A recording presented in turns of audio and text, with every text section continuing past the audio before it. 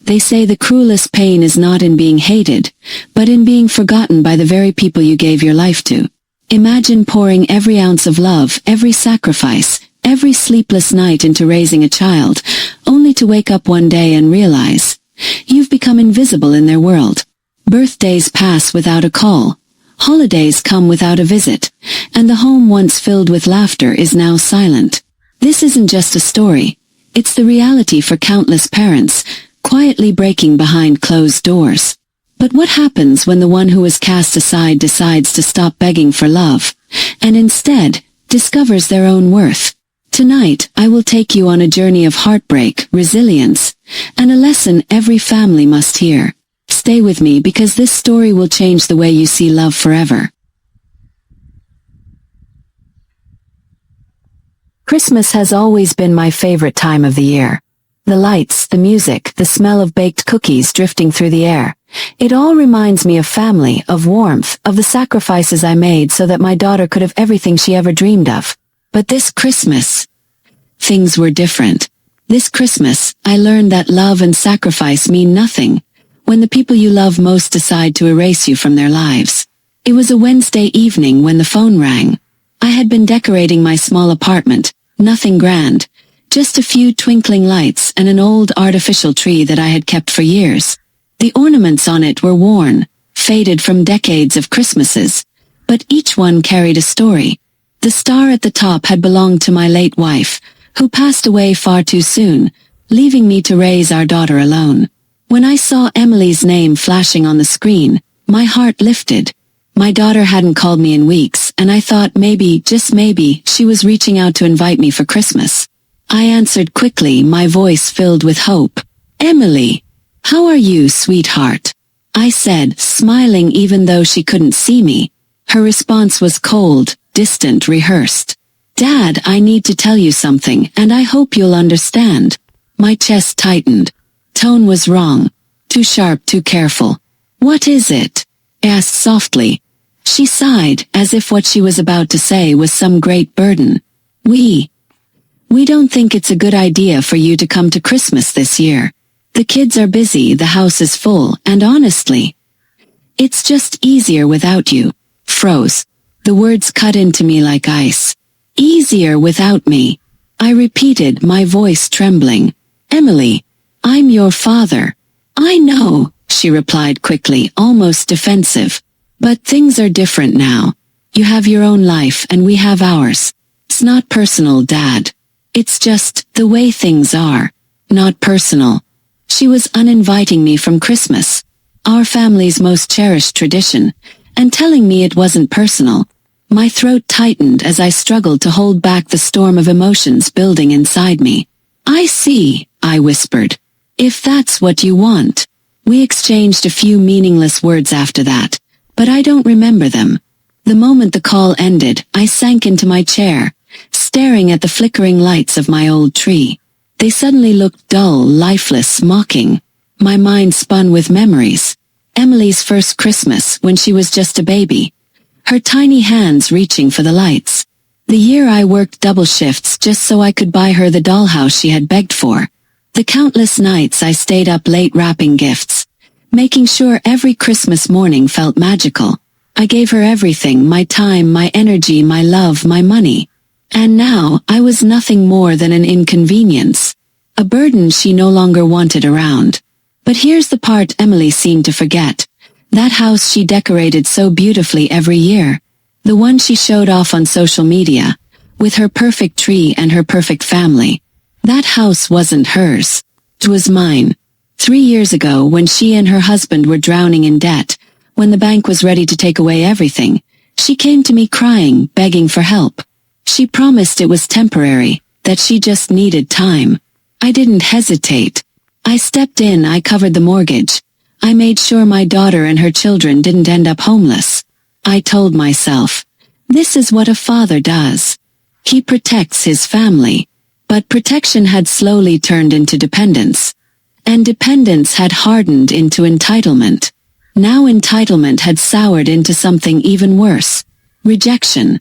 As I sat there that night, staring at the old star on my tree, something inside me shifted. For years, I had believed that love meant sacrifice without limits. But I realize now, limits must exist. Because love without boundaries isn't love at all. It's exploitation. If I wasn't family enough to sit at her Christmas table, then I certainly wasn't family enough to keep paying for the roof over her head. The decision came quietly, not in anger, but in clarity. A cold, sharp clarity that cut through the fog of pain. The next morning I woke up early and walked to my desk. I pulled out the folder that held all the paperwork, the mortgage agreements, the bank statements, every receipt of the sacrifices I had made to keep her comfortable. My hands shook as I spread them out, not from weakness, but from the storm of emotions inside me. I dialed the number of the bank, my voice steady as I spoke. I'd like to cancel the automatic payments on the mortgage account. Effective immediately. The representative on the other end confirmed my request, unaware that with each keystroke, she was sealing the fate of a daughter who had forgotten her father's worth. When I hung up the phone, I sat in silence. But it wasn't the silence of despair anymore. It was the silence of finality. For the first time in years, I felt a strange sense of relief. Emily had made her choice, and now I had made mine. I stood by the window and watched snow drift past the streetlight like ash, and I let the ache move through me without apology. I remembered Emily at 5, smearing icing across a crooked cookie, promising to save one for her mother. I remembered her at 12, craning to place the star, laughing when it tipped and I caught it. I remembered the first winter after the funeral, when we sang to prove we could. None of those memories excused today. Love can carry a house, but respect must carry the door. I turned off the lights, breathed, and told myself the truth that cold night. I would not disappear to be loved. The days that followed were quiet, too quiet. My phone sat on the table, motionless, silent, a reminder of how little I mattered to the people I had built my world around. I thought Emily might call, maybe to check on me, maybe to offer a half-hearted apology, but nothing came. Not a message, not a single word. I told myself I shouldn't be surprised. She had made herself clear. I was no longer part of her carefully curated life. She had her husband, her children, her friends, her picture-perfect holidays. There was no room left for me. And yet, as I walked through my small apartment, decorated with nothing but my old tree and a few faded stockings, I felt the hollow ache of absence pressing down on me. Christmas was supposed to be filled with laughter, music, the chatter of family, but all I had was the echo of my own footsteps. One evening, I poured myself a cup of tea and sat by the window, watching families outside dragging Christmas trees into their homes, children skipping and laughing as they carried bags of decorations. I remembered when Emily was that little, when her laughter had filled every corner of our house. She would beg me to take her to see the lights, and I'd carry her on my shoulders through the crowded streets so she could point out every twinkling star. She used to say, "Daddy, when I grow up, I'll make Christmas just like you do." And she had. She had taken every tradition, every sacrifice I made, and built it into her own world. The only difference was, now she had erased me from it. I wanted to be angry. I wanted to hate her. But hate didn't come. Only grief. A grief so heavy it felt like a stone pressed against my chest. Still, the decision I had made gave me a strange kind of strength. I wasn't going to undo it. I wasn't going to rescue her again. If she wanted me gone from her celebrations, then she could face what life looked like without the safety net I had always provided. 3 days later, the phone finally rang. It was her. For a moment, hope flickered in me again, fragile but real. Maybe she had realized her mistake. Maybe she wanted me back. Maybe Christmas wasn't lost after all. I answered quickly. "Emily." Her voice was rushed, panicked. "Dad, I don't know what happened, but the bank called. They said the mortgage payment didn't go through. Is there some mistake?" There it was. Not love. Not apology. Not regret. Just panic. Panic about money, about losing her perfect little world. I swallowed hard, forcing calm into my voice. "No mistake," I said quietly. "I stopped paying." Silence. Then an incredulous laugh. "What? Dad, you can't be serious. You've been handling this for years." You can't just stop. Yes, I can, I replied firmly. Emily, I love you. I always have. But love doesn't mean I let myself be used. You told me I wasn't welcome at Christmas, that it was easier without me. So now you get to see how easy life is without me. Her tone shifted, sharp, defensive. Dad, that's not fair. The kids need stability. We've built our lives here. If you stop now, we could lose everything. I closed my eyes, feeling the weight of her words. I had been their stability. I had been the invisible scaffolding holding her life together. But she had mistaken my silence for weakness. Emily, I said softly, do you remember when you were little and you wanted that dollhouse? I worked 3 shifts in a row to buy it for you. I gave everything I had because your happiness meant more to me than anything. But somewhere along the way you stopped seeing me as a father and started seeing me as a bank. And banks don't come to Christmas dinner. Her breath hitched on the other end. For a moment I thought she might break, that maybe she would finally see me, not just my money. But instead she snapped, if you do this, Dad, you'll ruin us. You'll ruin your own grandchildren's lives. Is that what you want? Her words stung, but I didn't let them sway me. I had been manipulated by guilt too many times before. No, I whispered. What I want is respect. What I want is love that doesn't come with conditions. What I want is to be part of my family. Not just the wallet that keeps it afloat. If you can't give me that, then maybe losing the house will teach you what matters most. Her anger flared. You're being selfish. Selfish. The word echoed in my mind, bitter and cruel. After decades of sacrifice, after giving up my own dreams, my own comfort, my own future, I was selfish for finally drawing a line. I didn't respond. I simply ended the call. For hours, I sat in silence, staring at the blinking lights of my old tree. My chest ached, my eyes burned, but beneath it all was a strange kind of peace. I had finally stood up for myself, something I should have done years ago. The next day, I received a voicemail from Emily's husband. His voice was full of fury. I don't know what kind of stunt you're pulling, but you can't just leave us hanging like this. We're family. You owe us. That word broke something inside me. I owed them nothing. Not anymore. Family doesn't treat love like a debt to be collected. Family doesn't discard you when you're no longer convenient. I deleted the message and sat back in my chair. I realized that this Christmas might be the loneliest of my life, but it would also be the most honest. For once, I wasn't hiding behind gifts or money or sacrifice. For once, I was standing as myself. I walked to the closet and pulled out a box of old photos. Pictures of Emily as a child, smiling with frosting smeared on her cheeks, clutching toys I had worked myself to the bone to buy. Pictures of her first day of school, her graduation, her wedding. Tears blurred my vision as I traced the edges of those memories. I had given her everything I had. And maybe in doing so, I had taught her that love was something that could be bought. But love isn't bought. Love is shown. Love is shared. And this year, for the first time, I was going to show myself some love too. As snow drifted against the window, I whispered to the empty room, "Merry Christmas, Emily. I hope one day you'll understand." And with that, I closed the box, set it aside, and made a vow to myself. I would no longer beg for a seat at a table where I wasn't wanted. The days leading up to Christmas blurred into one long stretch of silence. My phone stayed quiet, except for the occasional message from bill collectors, which I ignored. Not once did Emily call again. Not once did she apologize. At first, the silence felt unbearable. Every morning, I woke with a heaviness in my chest, the urge to pick up the phone and tell her I would fix everything like I always had, that I would save her home, save her Christmas, save her pride. But then I remembered the way she had spoken to me, that sharp dismissal, as though I were nothing more than an inconvenience to be managed.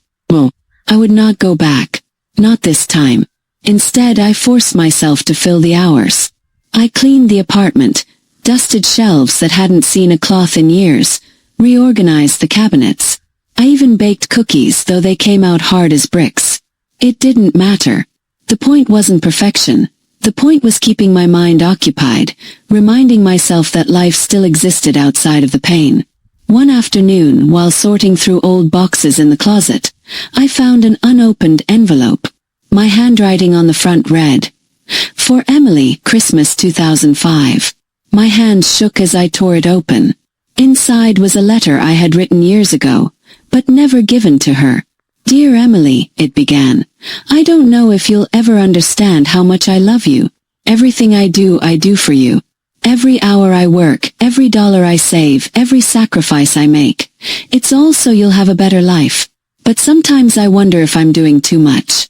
If I'm giving you so much that you'll never see the cost. I don't need you to repay me. I only need you to love me back." By the time I finished reading, tears were dripping onto the paper. I folded it carefully, slipped it back into the envelope, and placed it on the table beside me. That letter was a time capsule, proof that even back then I had feared this very outcome. Proof that the pain I felt now wasn't sudden. It had been building for decades. That night, the loneliness pressed harder than ever. I tried to distract myself with a movie, but the laughter of actors on the screen only reminded me of what I didn't have. I turned it off and sat in silence, the hum of the heater filling the room. Then, just before midnight, there was a knock at my door. My heart leapt. Could it be Emily? Had she finally come, ready to make things right? I rushed to the door and opened it, but it wasn't her. It was Mrs. Thompson, the elderly woman from down the hall. She was holding a plate of gingerbread cookies, her frail hands trembling slightly. "I baked too many," she said with a shy smile. "Thought you might want some." For a moment I couldn't speak. Then I managed. "Thank you." She glanced past me into the apartment, her eyes softening as she spotted my old tree. "Looks nice in there. Do you have plans for Christmas?" The question pierced me. I wanted to lie, to say yes, to avoid the pity in her eyes. But I didn't. I simply shook my head. "Well," she said gently, "you're welcome to join me and a few others in the community room tomorrow night. Nothing fancy, just some food and company. It might do you good." I hesitated but then nodded. "I'll think about it." When she left, I set the cookies on the counter and sat down, her offer echoing in my mind. It had been years since I'd spent Christmas with anyone outside of family. For so long, my world had revolved entirely around Emily and her children. But maybe, just maybe, there was space for something different. The following evening I did go. The community room was small, decorated with handmade paper snowflakes and a slightly crooked tree. A handful of neighbors sat around a table, sharing simple dishes: mashed potatoes, roasted chicken, a store-bought pie. It wasn't glamorous. It wasn't perfect. But it was warm. For the first time in a long time I felt welcome. No one there cared what I had or hadn't paid for. No one there measured my worth in dollars. They simply accepted me as I was, an old man with a tired smile and a heart full of scars. We shared stories, laughed at silly jokes, and when someone pulled out a guitar, we even sang carols together. My voice cracked on the high notes, but no one minded. And as the night wore on, I realized something. This was what I had been longing for all along. Not the extravagance, not the perfect houses or expensive gifts, but connection. Simple, genuine connection. Meanwhile, across town, I imagined Emily's house was filled with tension. I pictured her pacing, her husband shouting about bills, her children sensing the unease. I didn't take pleasure in their struggle, but I couldn't ignore the contrast. She had chosen money over love, pride over connection, and now she was learning what that cost. On Christmas morning, I woke to sunlight streaming through the window. My apartment was quiet, but for once, the silence didn't feel so heavy. I brewed coffee, ate one of Mrs. Thompson's cookies, and sat by the window watching the snow fall. The phone remained silent. No call, no text, no message from Emily. But I didn't wait for it anymore. Instead, I pulled out my journal and began to write. Not letters of longing, not pleas for love, but reflections. Memories of good moments. Lessons learned from painful ones. A record of my life, not for anyone else but for me. And as I wrote, I realized something else. Emily might never change. She might never see me the way I wanted her to. But that didn't mean my story had to end in bitterness. I could choose a different path. I could choose to fill my remaining years with the kind of love that didn't hurt, the kind of companionship that didn't drain me. Whether it came from neighbors, friends, or even strangers, it would be real and it would be enough. That night, as I placed my journal beside the old letter from 2005, I whispered to myself, "Merry Christmas. You made it." For the first time in decades, I wasn't waiting for someone else to make the holiday meaningful. I was doing it for myself. The new year crept in quietly. No fireworks, no champagne, no cheerful countdown. Just me, sitting in my chair by the window, a blanket over my legs, listening to the clock tick. But unlike the years before, I didn't feel the sharp sting of being forgotten. The bitterness had dulled, replaced by something softer, a strange calm that came from finally letting go. For the first time in decades, I wasn't waiting for Emily's call. I wasn't rehearsing conversations in my head or imagining ways to win back her affection. I wasn't clinging to the past. Instead, I was allowing myself to live in the present, to see what was right in front of me instead of what had slipped away. And slowly, I began to build a life outside of the shadows of disappointment. Mrs. Thompson became a regular visitor. Sometimes she'd knock just to bring me soup, sometimes just to sit and chat about her late husband or the novels she loved. We were two old souls finding comfort in each other's company. The neighbors too surprised me. The man in 3B, who I'd always thought of as quiet and aloof, turned out to be a retired teacher who loved chess. He invited me to play, and though I hadn't touched a board in years, I accepted. Before long, it became our weekly ritual. Even the children in the building, kids who had once seemed like strangers, began greeting me when they saw me in the hall. One little girl even slipped a handmade Christmas card under my door in January, with the words written in crooked letters. "You are special." I cried when I read it. Not because it came from Emily, but because it didn't need to. Came from someone who owed me nothing, someone who simply saw me. And that was enough. Of course, there were still nights when the ache returned. Nights when I thought of Emily, of her children, of all the birthdays and holidays I had poured myself into. I thought of the times I had sacrificed my own comfort so that she could feel secure. I thought of the promises I had made in silence, promises she never even knew existed. Those memories didn't disappear, but they lost their power to break me.